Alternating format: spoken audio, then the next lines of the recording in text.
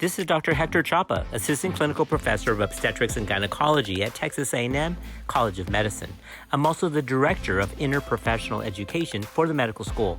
This is our orientation for the first ever interprofessional course at Texas A&M Health Science Center.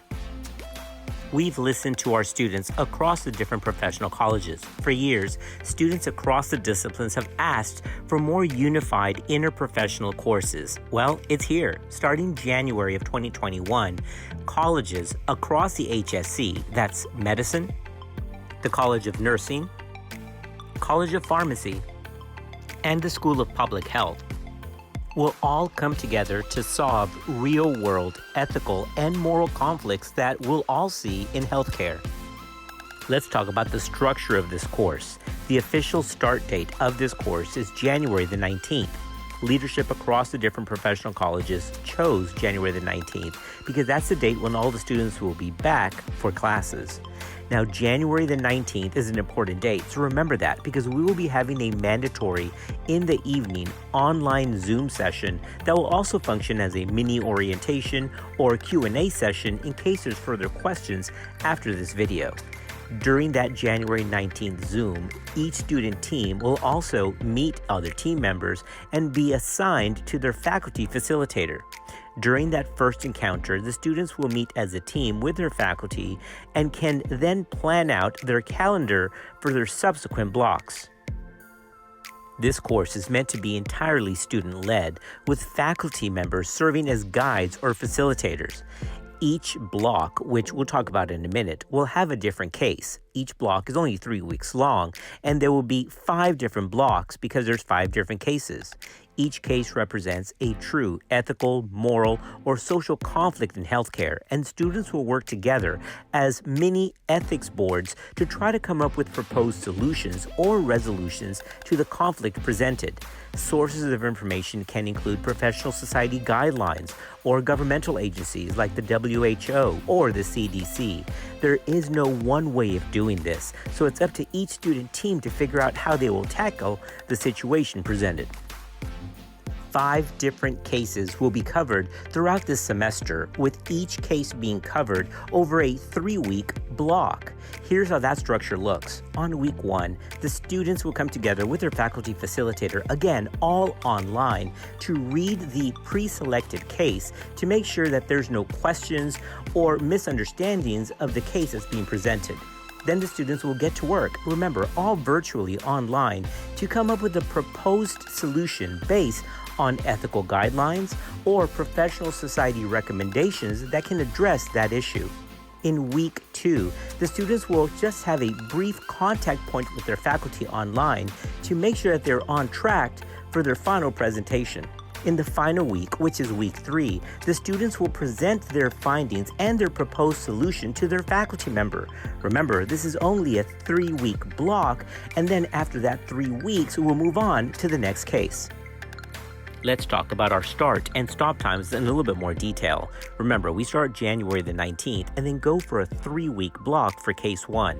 The next 3-week block will be case 2 and so forth. We'll do that for 5 times because there are, again, 5 different cases. That means we'll actually end around mid-April or so, enough time for all the different colleges to participate before they end their respective semester. At the end of each 3-week block, each student team will turn into their faculty a written report that has no minimum and no maximum and no formal structure. That's all for each student team to decide. This is simply to show proof of concept that thought went into the proposed solution or resolution of the conflict presented.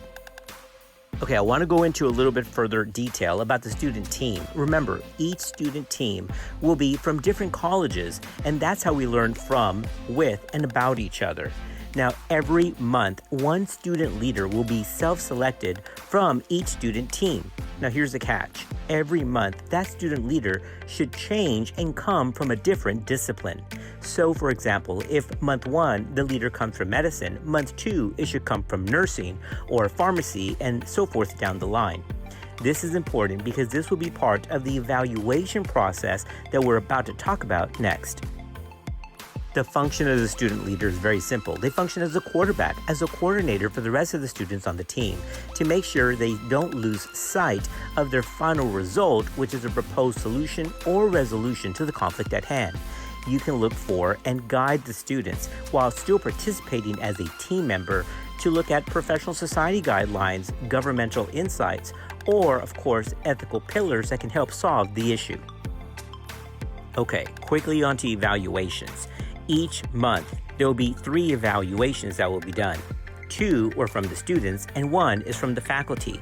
Each month, at the end of each 3-week block, the student members of the team will evaluate the leader's leadership ability.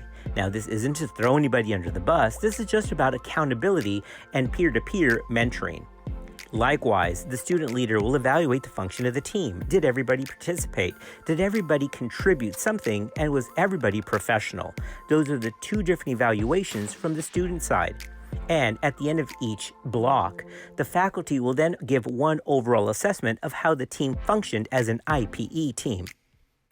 Scheduling is meant to be stress-free and easy and very flexible. Each block at the start during week 1, each student team will meet with their faculty, and together they will find the best time to meet in week 2 and in week 3 to round up and close out the case. Once again, there will be no master schedule because each team will be left with that task to figure out when they will meet according to their own flexibility, availability, and needs. And of course, as we've already mentioned, one of the best things about this course is that it's very low stress. There's no one way of doing it, and it's all virtual. So you don't even have to leave your bedroom or your living room to participate. You can do this all, of course, through Zoom. I'm very thankful that you all have chosen to be a part of this journey. This is the first time the HSC is doing something like this, so all the colleges are very excited. You all are honestly trailblazers, so I thank you as course director of this program.